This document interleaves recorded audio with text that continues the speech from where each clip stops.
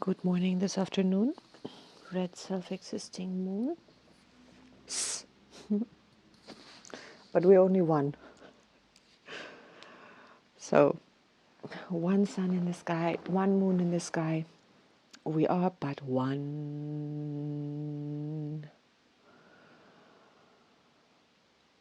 Except me, I am many. Jokes aside. Yes, we are. We are. And I am making an I am statement. I've been dabbling so deep into quantum physics now. I'm like, I feel a decided state of entropy rising.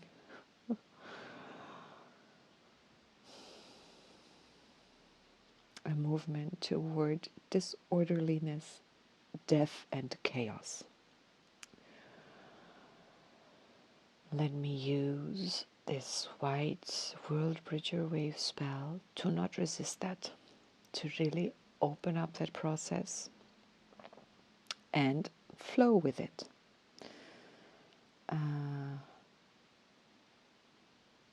I'm surprised right now because I didn't plan these words, I didn't plan this concept. This is like, what?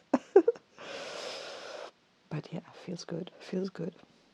I feel my nervous system relaxing, saying, yes, please, let's just go with death, entropy, dissolution of self, of life, of being. It's not the entropy itself or the dissolution itself that is causing me personally any level of distress. It is my attitude towards it, my resistance towards it, my believing it shouldn't happen, which in turn, increases resistance and decreases flow. Oh my God, does it ever? Red Moon, just a quick, for anyone listening who's not in the system, I really ask myself, if anybody here is listening who doesn't understand the system, if anything I'm saying, if this is just like, if anybody's still listening, even not understanding the system, if it still makes sense. Anyhow, so we're in the wave spell of the White World Bridger, 13-day period. We're on day 4, this White World Bridger, just to recap. Balance, opportunity, death.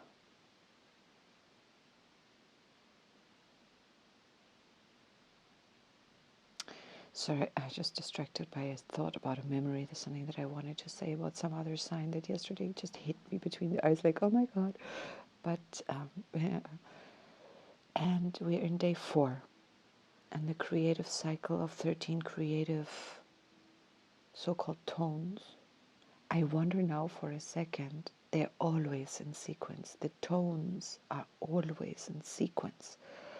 Even though on the occult position, the sequence runs backwards. So as we moving tone 1, 2, 3, 4, 5, the occult that joins us goes 13, 12, 11, 10.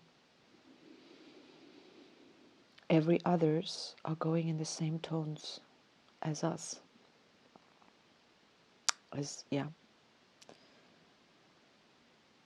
Us being the Centakin, we embody it on the day. That's how we synchronize with the system. I'm wondering for a second here, if these are tones and we play a scale, if these are scales, tonal scales, musical scales, we never just play the scales. We make music by mixing the tones around, making some longer, some shorter, missing some, skipping some, If we do this with these tones,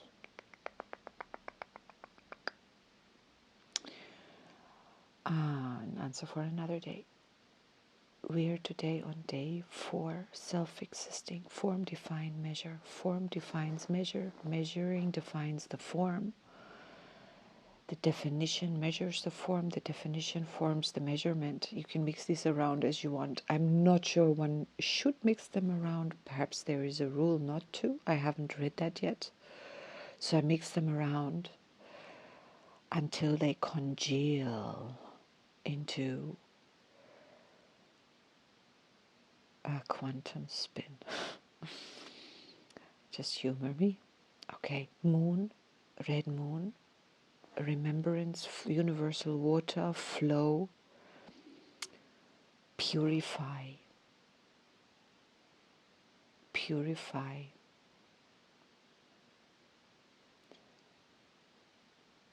purify. Water. I'm going to put a link in the comment box to a video on the anomalies of water, which is a fantastic topic of in and of itself. I think there are about 70 odd known qualities where water behaves abnormally to the law, defies the law, and does things that it shouldn't be doing. And it's so fascinating. And I find it very interesting how our minds work. Like when we hear something like that, we gotta stop in our tracks.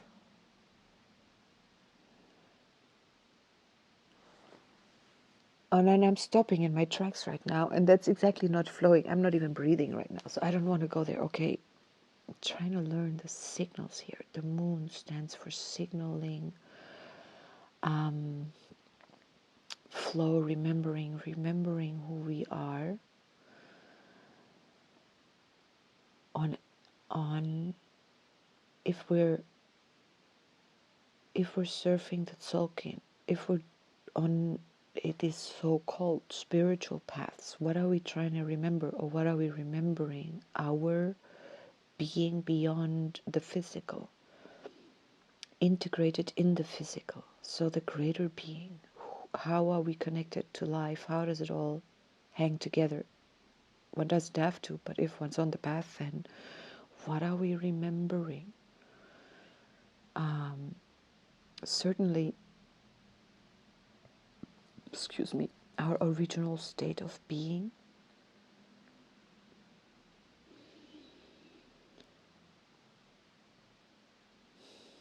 And now I'm asking that question, and I'm trying to answer it for like all kinds of people in my head.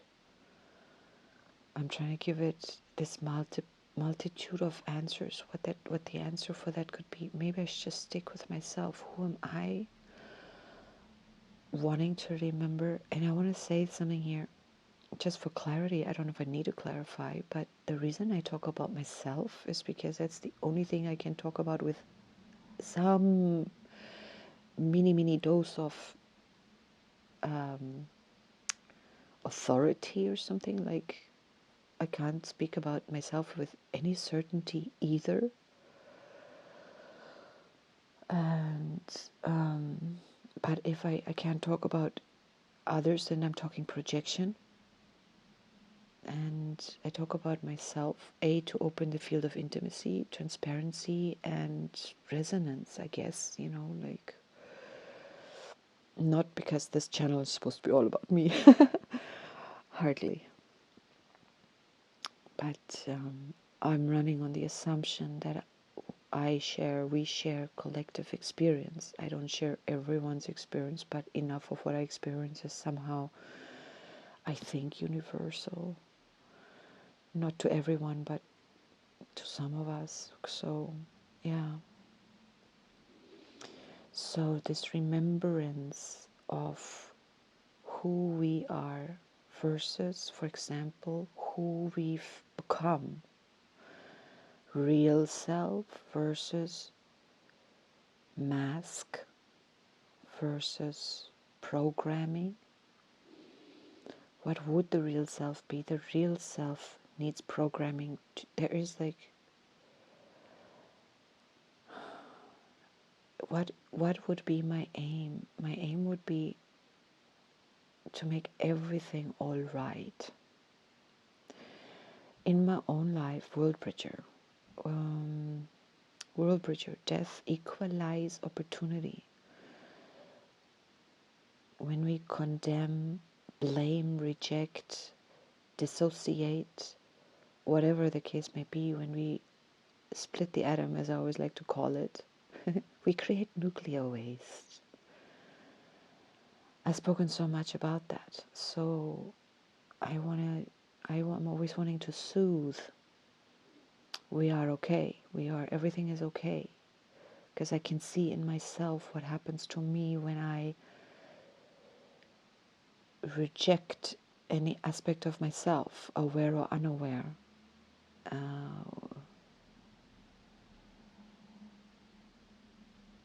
And self-remembrance is also, among other things, the process of in a maybe stressful situation or in the heat of the day or heat of the moment or like just the regular living of life, it happens to us that we sometimes just snap or react or defend or become defensive.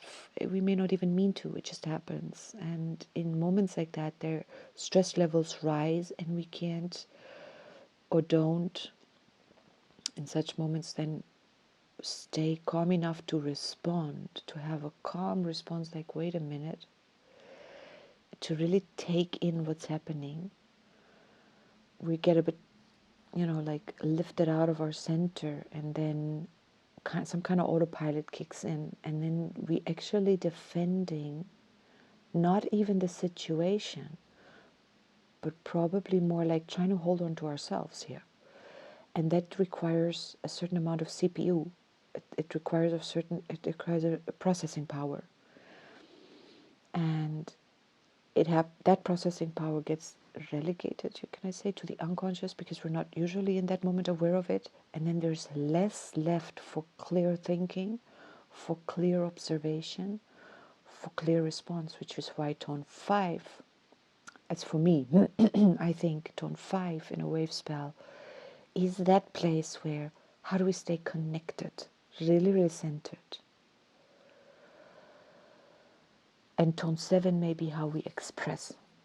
I gotta explore that. I'm just thinking that tone 7 is always the one that lays, there's a map where each of the 13 seals of the wave are laid over a joint of the body, starting from, it starts from one of the ankles. I'm always confused, but I have a photo of it somewhere. It starts from one of the ankles, goes ankle, knee, hip, wrist, elbow, shoulder on the one side of the body, then neck, and then it goes down shoulder, arm, elbow, wrist, hip, knee, ankle. So the tone 7 is always on the throat chakra. So I wonder if that has something to do with our expression. And which in this, let me go back to the last wave spell, was the wave of the Skywalker. We had the earth, the navigation, evolution at the center, synchronization. We synchronize ourselves in our center with ourselves. We automatically synchronize with the environment. If I'm now talking in terms of, can we stay center focused in any life situation and calmly respond to life at all times, or quickly, but from a place of calm, not from a place of like frightened chickens. So if the earth were the center for the Skywalker, and we're talking grounding, it's beautiful. And the storm is the expression, tone 7. Catalyze, energize, auto-generate. Okay, I'm making this up. The connection that could be the expression, but I like the idea of it. That to me is how, through this Tzolk'in, for me it's a deeply creative process. There were times in my life I've written lots of poetry. There are times in my life I've painted a lot. There's times in my life I've danced. So and I've stopped doing all of the above. But living itself, for me, is a creative process. Thinking or playing around with concepts in my head, putting them together in my mind. It's an enormously creative, enormously satisfying process. And in a way, for me, it's nicer because I'm not producing a thing that I then think, like, what do I do with this? What do I do with the painting? Like, am I going to give pictures, paintings, art to all my friends? And they're like, oh my God, here comes another thing from Tatiana. What are you going to do with this? Like, and I seem to not yet have found out how to sell shit. So I'm like, no, let's not produce anything in the outside.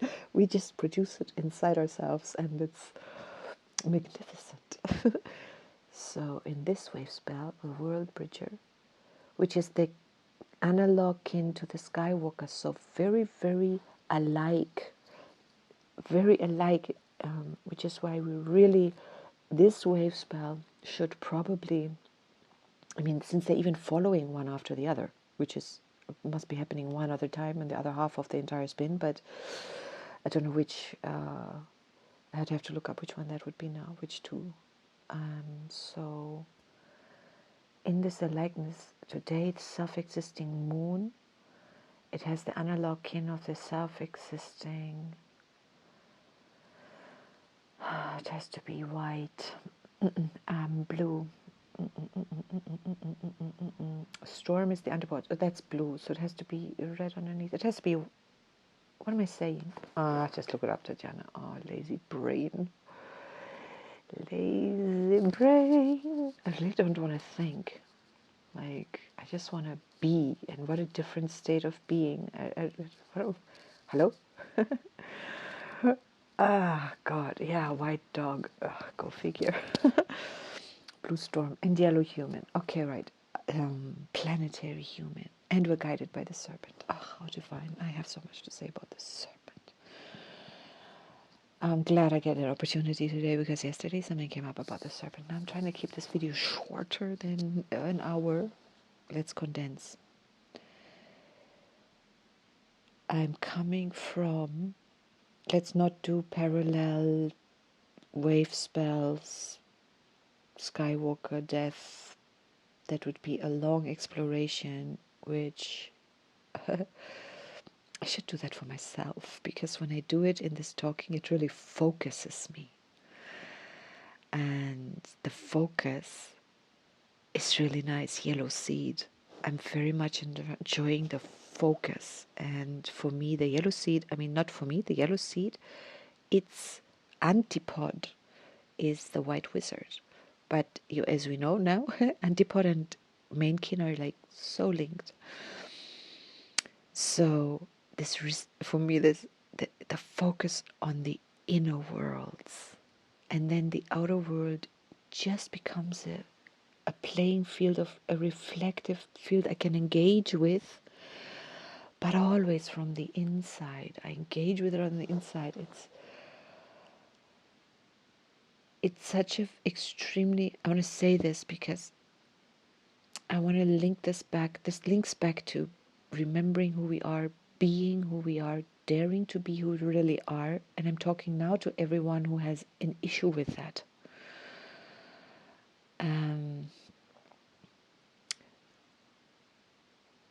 And often we have an issue with that and we may not even know it, because we live in a time of this shift, and many of us who are born in the last century were really born still in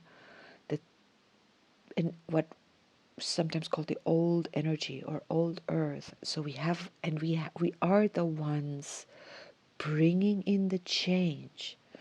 We are the ones, and we are often have a dual software, and within that is quite difficult because we have the new like seeds in us, but the environment we got born into did not have it. At least that's totally my experience. And it's a very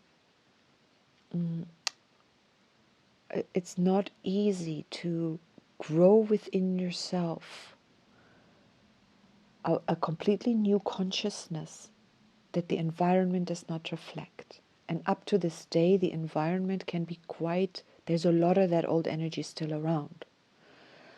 And my journey through having to stabilize this when my environment would call me crazy or think I'm in some sect or like really insult people in my life whom they didn't even know.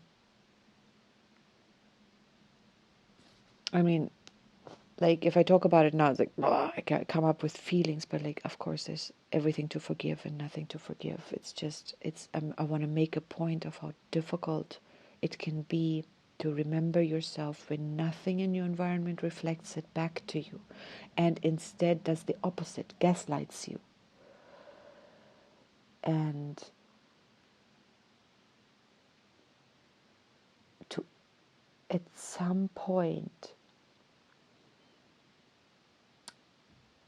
when does that seed open up and say, well, fuck this shit, I am here and I am okay, when all of the time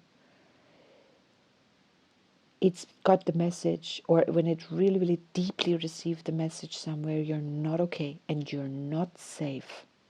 Or my life journey, my true journey, the way I want to live my life is in such stark contrast to what is expected of me, to what my mother or my father, depending on whether I'm male or female, what my same-sex role model basically was allowed or lived, etc.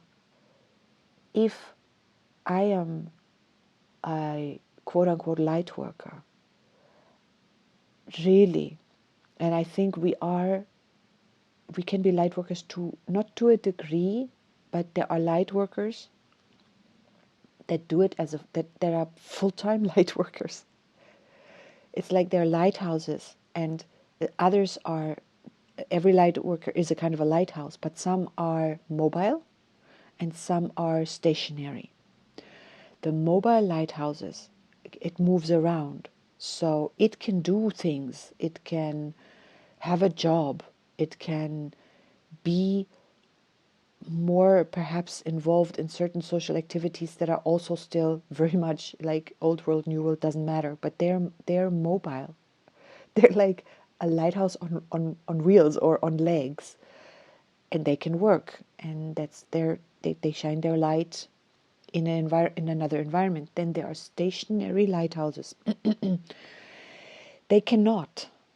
They are a fixture. They are here to be a lighthouse, stand there and shine, period. And that's very, very difficult, can be very difficult to be in a world where, but you have to have a job, you have to do things. The entire system, here at least, in Germany, in this part of the world, even for women, like the onus is on like to be self-sufficient to work, or else what, you are some housewife. There may be to someone a negative connotation to that. There may be all kinds of programming that says you can't be just the lighthouse and just don't work and please yourself, because that's really important. That is how you clean your lamp. You got to do things, you got to you whatever that requires for you to keep your light, your joy, your illumination going. That is your job. And when any kind of lighthouse, mobile or fixed, isn't doing its lighthousing, there very, very often is a confusion that someone else ought to clean my light, someone outside me ought to make me shine, or I don't know, whatever. And I really like the red moon. They say the glyph itself, if you look at it, and you can just, if you're interested, you look up red moon dream spell glyph. It's a red thing with a thingy and a circle. They say it represents like a lighthouse, or it represents the body with the third eye, open. And you gotta, that's your job as a light worker, is to shine, to clear your own light, not to dabble out there and tell people how dark they are or tell the world how shit this thing is and burn the witches. That's not the job of a light worker. Light workers keep their light shining because the light itself does the work, not us. So much easier. But it can be just very confusing and very, very frustrating, especially for stationary lighthouses to try to move, to try to do things, because like everybody's doing things. What's your job? What you do? Everything defines you by your work. And you're like, or you try to do something, you're surprised why it's not taking, why am I not successful in what I'm doing? Because it's not your flow. And to follow your flow, which be like, oh my God, I can just be like right here and whatever, inundate myself with YouTube, or just enjoy having coffee with my friends, or just like take walks in the park. I just don't want to do anything. I don't need to labor, or I don't need to do anything in the outside world, like achieve or have a job or earn my own income or keep or whatever. That may be, like too, there may be like, this is not allowed, because people are going to look at me like, you're not contributing to society. Versus in cultures like in India, where it's a completely normal thing for people either to always be that, or to at some point in their life become that, where you give up all of your material comforts in life, maybe you leave your family, everything, and you become a praying, and they wouldn't call it begging. They're not, like, but they become monks or some kind of person, whatever you want to call it, who lives on whatever the society, other people give them to eat, and the society is geared towards giving them food, because what they do is they are now the spiritual engine of the society. They are the spiritual balancers. They are becoming the lighthouses. And they are, some of them are already bright lighthouses. Some of them are simply now taking the time in their life to do nothing but cleaning their lamps and their lights, becoming like growing their light. And that society, that culture completely allows for that. That is like, yeah, so I love that. I wish in the West we had more of an understanding of that, and made space for that, and allowed, but maybe it happens anyway, and we are supported by life itself anyway, so it's just nothing to worry about.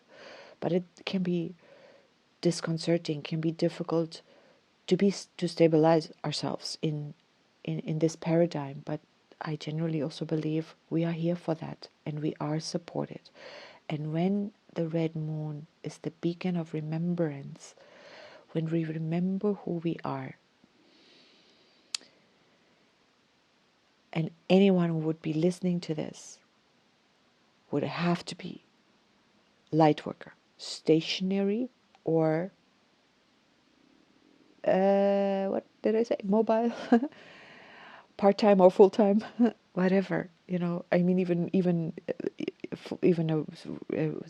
mobile light workers can be full-time light workers. Just because you're working a job also and having running like life in that way, you're still full-time light working. You're still constantly in shining that light, in everything that you are.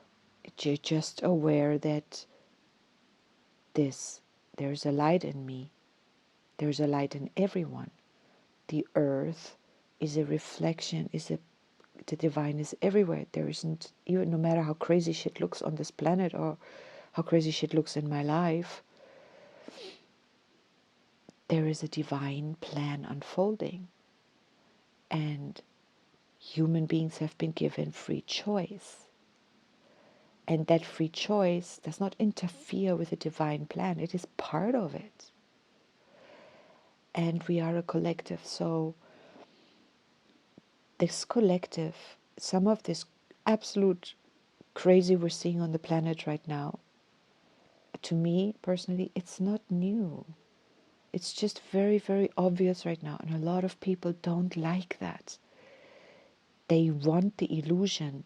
They want to believe their politicians are acting in the best interest of what a politician should do. Well, they're not, and many of them have not been. You're just so uncomfortable because now suddenly it's in your face. It was much more comfortable when it was hidden behind lies. And the truth will out. We're entering, or if we haven't yet, age of Aquarius. It's like, no, it's about truth now. And that's a good thing.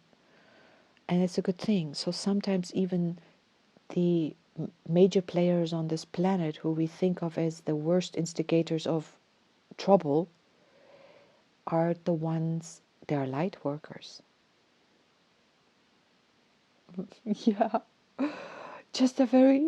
They have a very hard job. They have a very, very hard job because they are right in a field where they cannot display the light directly at all.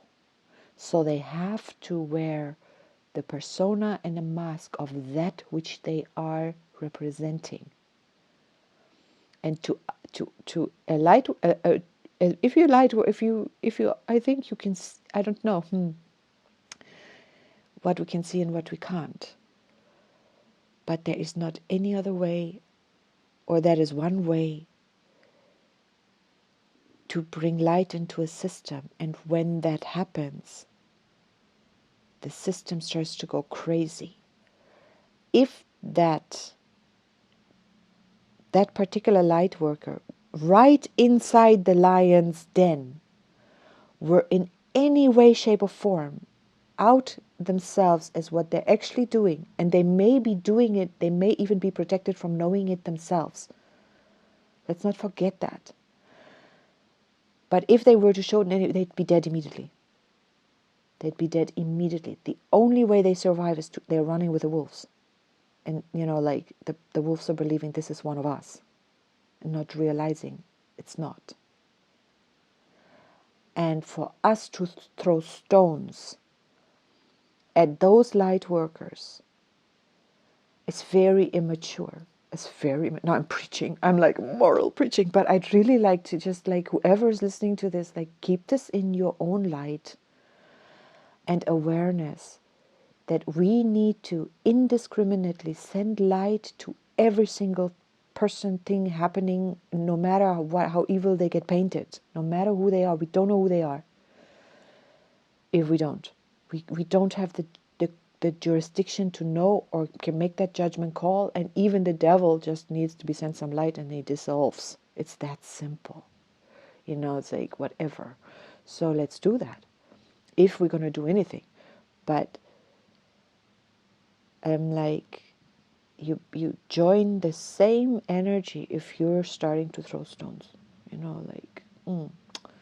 Anyway, there's a moment of that. For many of us, taking the righteous path and we're condemning that. It's also a program. And the messages of our spiritual masters on this planet, I do not think they were like split the world in good and evil and then condemn the evil. Do that. It was always about forgiveness. And what is forgiveness? Remembering ourselves. Once we know who we are, we know we're untouchable. We know creation is untouchable. It can be molded and shaped, and it's an ever-fluctuating thing, of course, beautiful. But we don't need to be scared anymore. And even I have to often remind myself of that. Right now that I'm speaking, or whenever I speak about it, it's so clear. I should do nothing all day but speak about it, so that I never forget it. When I forget it, it gets so dark. But hey, how would I know my light if I didn't? I can't avoid the darkness. I can't be like, how does a lighthouse work? It's not like a permanent light, like a star in the sky. A lighthouse is a rotating light. So you see the flash, and then that's a lighthouse. So, note to self, my own inner light rotates like a rotating light. So when I don't see it, I can just wait. It'll come around, it'll come around, it'll come around. Okay.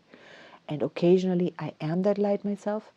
It's not occasionally, but I am more than one thing. I am the observer of the thing, and I am the thing. So when I'm away from this so-called self, my inner light, my inner lighthouse is always there. I just need to wait, and I know the frequency now finally at the age of, I know it's a frequency. Back in the days, like I look around, I see no light, and I get completely lost and panicky, and then I can't see anything at all anymore. For how long? And then I'm like stumbling around in the dark, not realizing, wait, the rhythmic tone taught me. It's like it takes, you gotta just breathe and wait for that light to make its rotation. And I know how long that is. And if I'm looking in one direction, waiting, and the light doesn't come, then I know the light isn't there.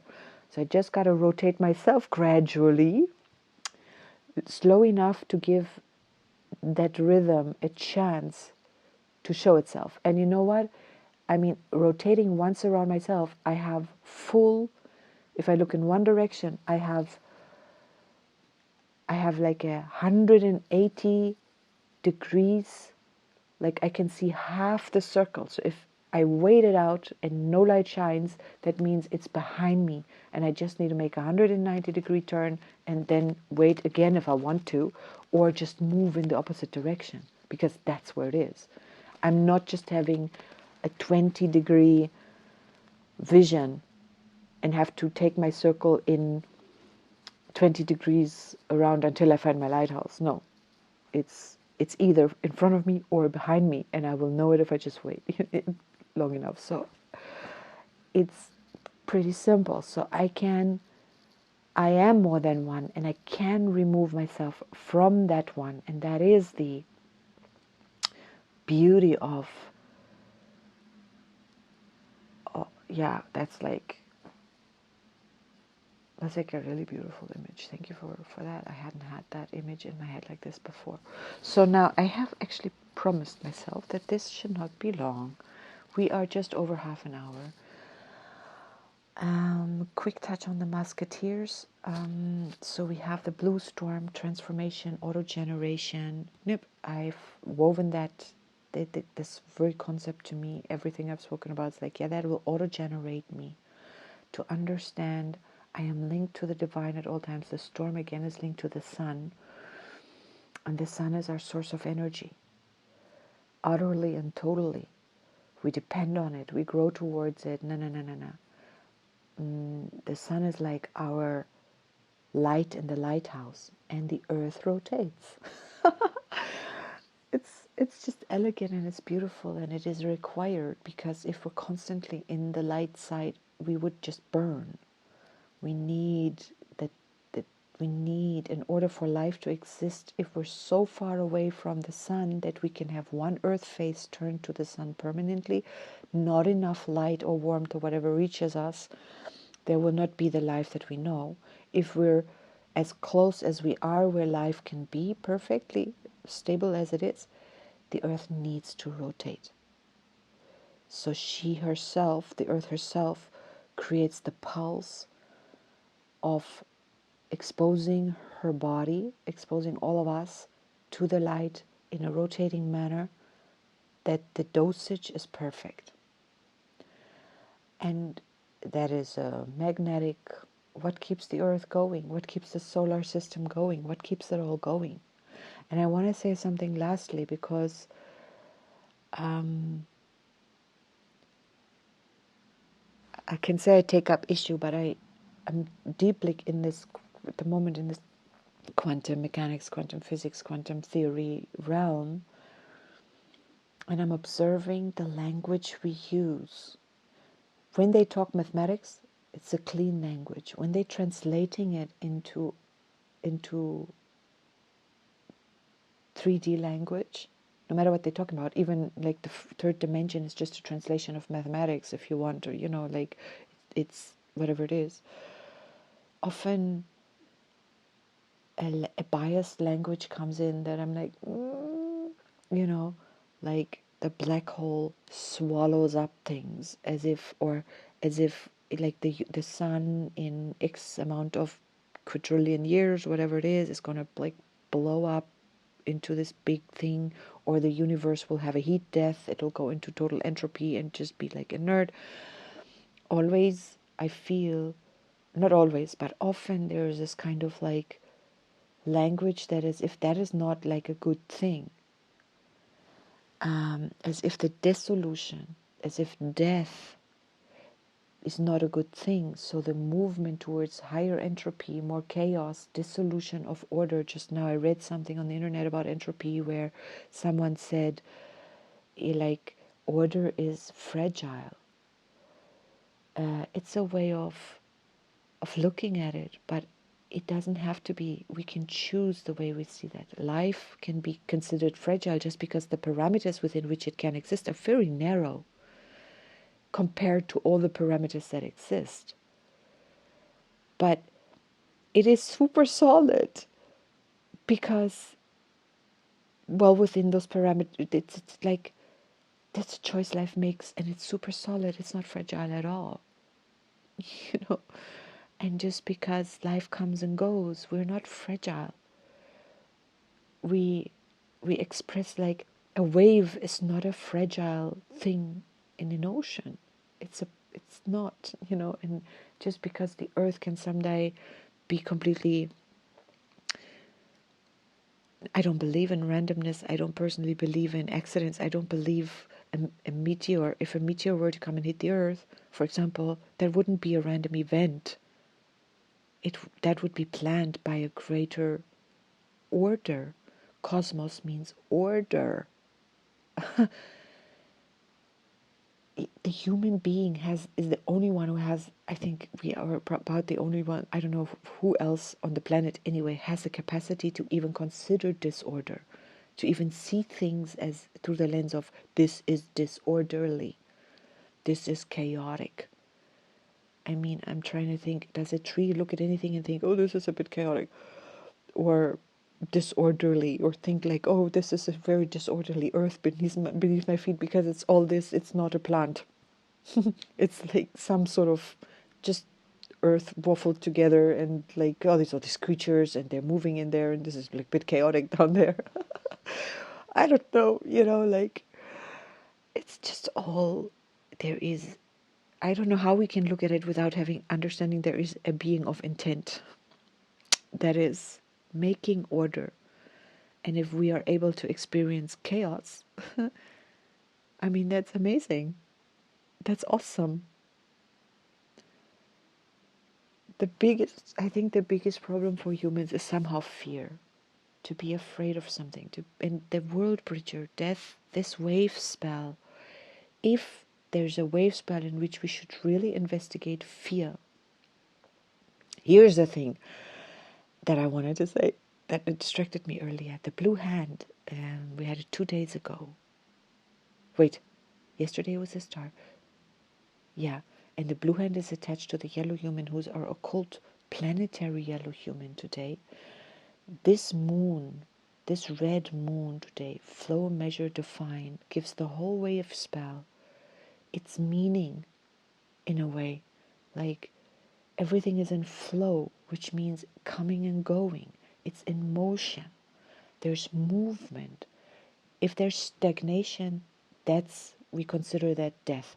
If a water becomes stagnant, it's like it becomes dead water, whatever dead water means, but it becomes unconsumable. But it just changes into other life forms grow in there, which make it not fit for consumption for animals, or maybe animals, I don't know, whatever, but it's like a stagnant pond. It starts to stink. We don't like it, but that's just life forms that grow in that kind of environment. As a human being, when the soul leaves the body decays, but other life forms take over and change it. That's an opportunity. That's an equalizing process, so that if we didn't die, we just accumulate more and more and more bodies on this planet, and that would stop. the inflow of newness, because there would be no outflow.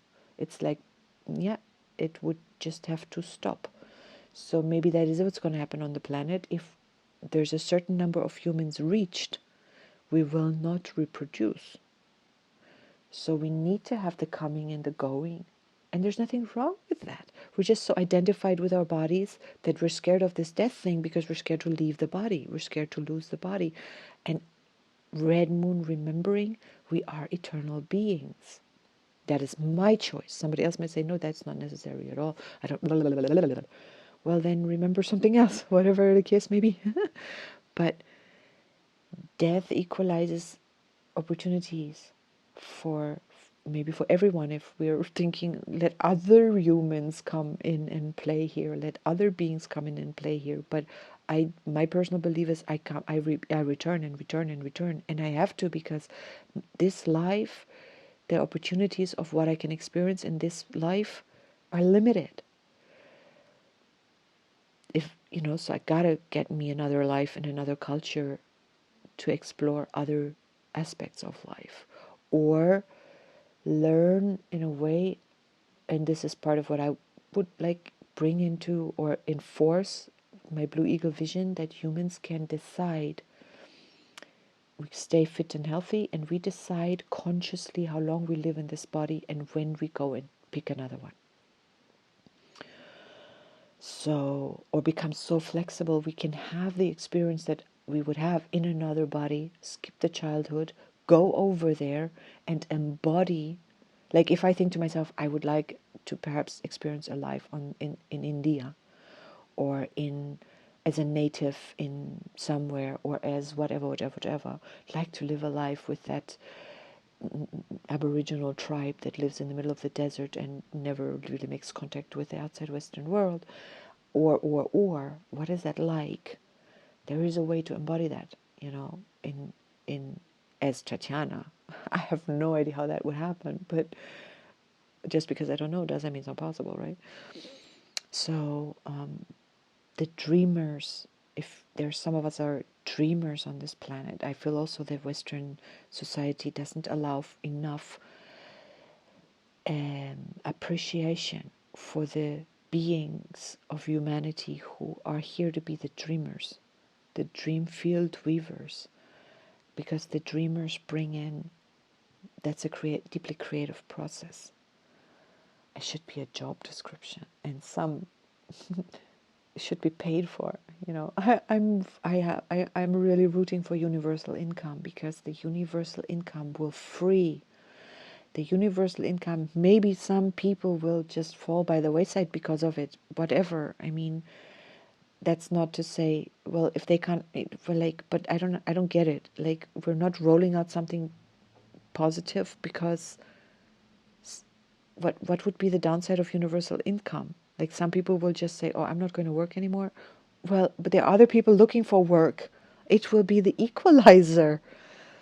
Let it be the equalizer, the opportunity, because it will free a lot of people and allow them to go totally into dream field, and just be the dreamers. And if they need substances to be the dreamers, let them stop. Like, we need to give all humans now the responsibility to grow themselves up.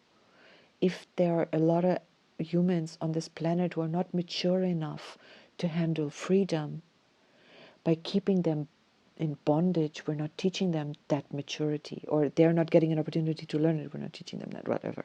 That was just like, no, nobody's teaching nobody here, but they themselves. I think I'm rooting for a society where all substances can be obtained legally. All substance use or abuse is left to the individual to decide.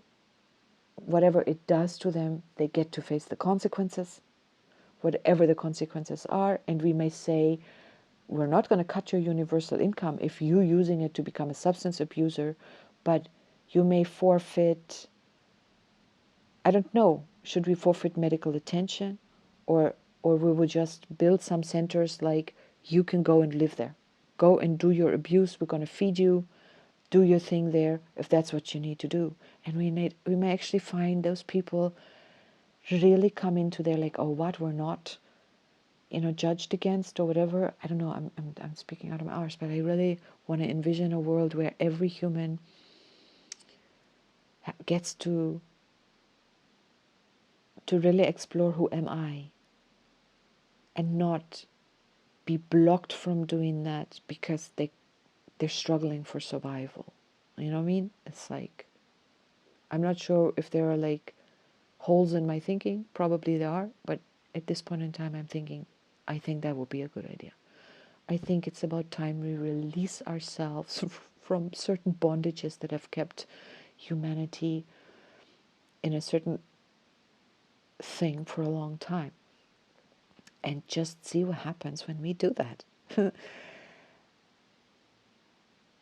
Of course, the implications, they're global implications when we do that. And it's going to shift things around this planet in such a major way. I think it's where we're going, and I think they're trying to work out how to do it, how to do this transition sort of smoothly. So we're sending light to that process that smoothly it will happen. And for ourselves, okay, yellow human, blue storm, the occult of the yellow human, making our free choices, releasing humanity. I just spoke about that in another light. And then there is the white dog, which is love. How can we build a society which understands each human needs to be free to love, free to live their own love for life. And that is the finding out, who am I? How do I express responsibility, whatever that means? How do I express, and how do we form community, global community, in mutual support? In mutual support. It will, if we do that, it will change. There will be, I can't say there will be no more people abusing substances, but substance abuse, for example, would probably really diminish because people wouldn't need to escape anymore, because we'd build and allow children to come into this world and grow up in a world where they get to be and explore who they are and not be afraid of losing their lives or their livelihoods. You know what I mean? It would probably free a lot of potential. It would change our human software. It would change the planet. I would love to live on a planet. I want to know what that's like. I want to see that. And maybe we've done this many times and we know exactly what it's like. And I'm really like looking forward to the transition there. um, yeah. So gotta do my part for it. Polish my light. And I got a whole new inspiration and insight into that today for me, for myself. A whole new image to play with this lighthouse story.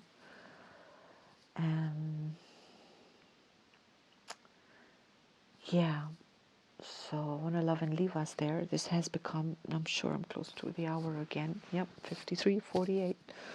Okay. Excuse me. So, in closing, oh, no, wait. Oh, Red Serpent is guiding us today. The body, the world bridger. Remember, the serpent is one seal before death, the shedding. And aren't we in the shedding? Like the end of the red wood serpent in the Chinese? Or have we already transitioned to the fire horse? I don't know exactly what date that is, but in any case.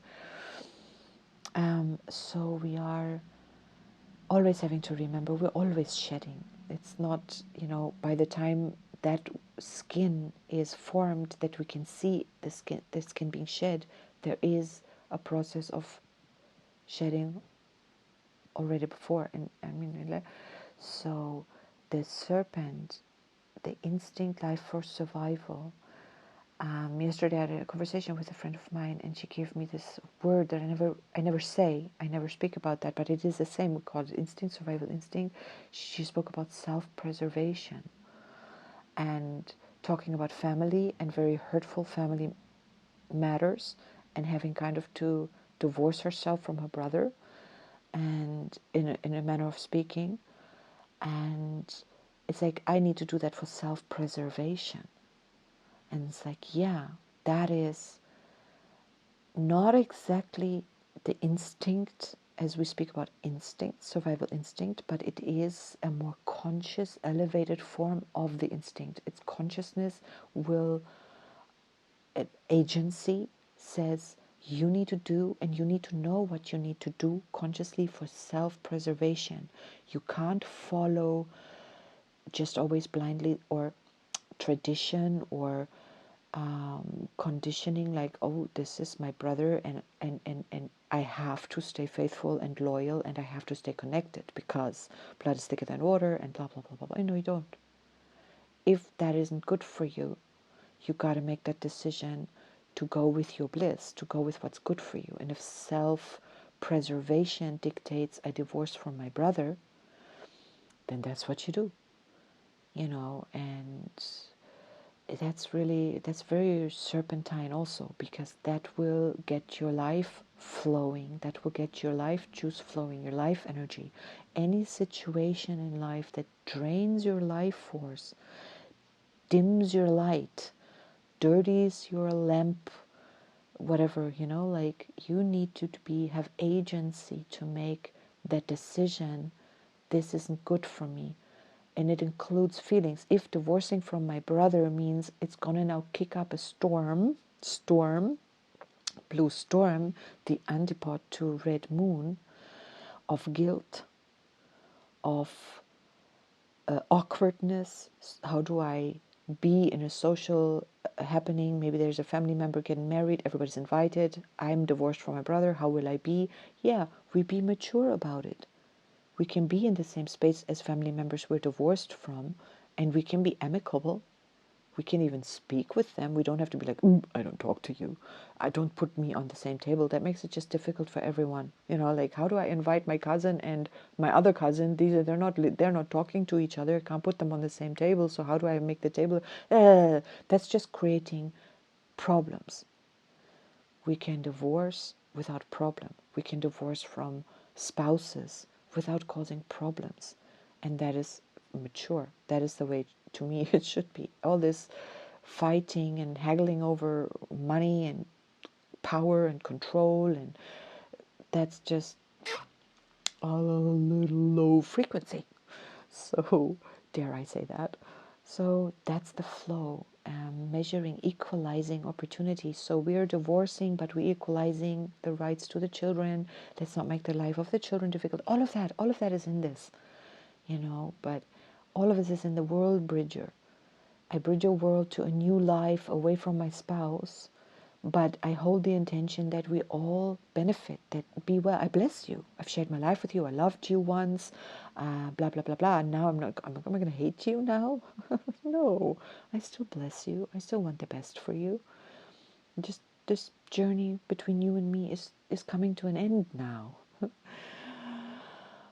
Easier said than done, if I wanted to end and you don't, but if you wanted to end and I don't, why would I have to hate you now? If your journey with me is over, my journey with you feels as if it isn't over, but you're deciding it's over, so you're taking away my power. Yellow human, I start to kick up a fuss, like, you're interfering with my free will. My will says I want to be with you, I need to be with you, and my fear says if I'm not with you, I can't be with anyone else, and it'll never be as good. It's all fear. So part of the biggest problem of humans, like, somehow this idea of fear, this idea of there isn't enough, the idea of lack, and really get to iron this out. So let's clear our lamp and fill it with the fuel. Let our lamp oil be filled up by the divine. Let's always be connected to the divine, because indeed, as humans, we may just not ever be able to fill it fully, but maybe we can.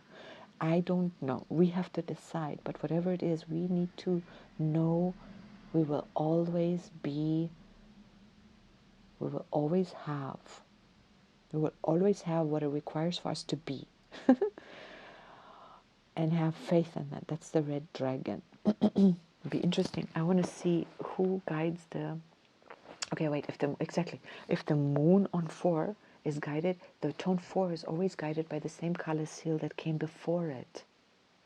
So measuring, defining form, that tone is always guided by the seal of the same color that came before.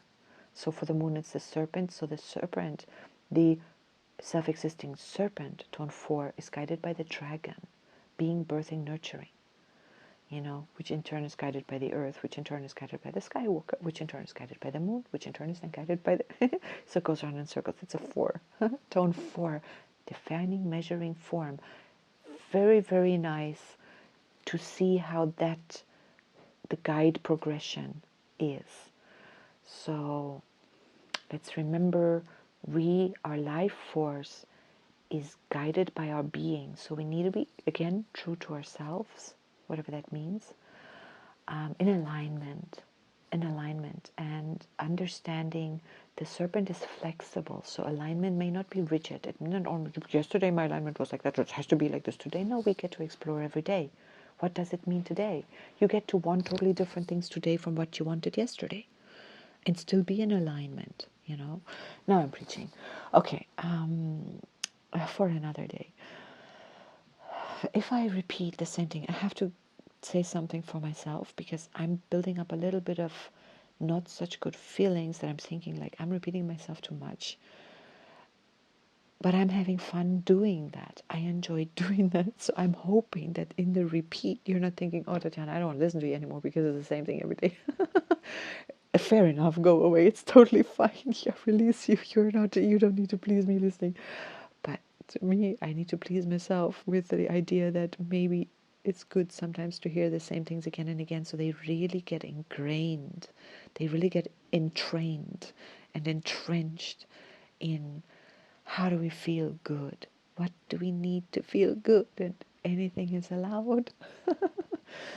Everything's allowed. Okay. I wish you a beautiful, gorgeous, flowy day, remembering who we are, and remembering that for moments when we're confused or we forget, it's okay. We can just wait it out. The light will show up. And maybe if it doesn't show up, it means we are right. There's no light for the lighthouse. If the lighthouse looks out to sea, it sees like ships passing by. But you can't go there because they're not your guiding light. You are the guiding light.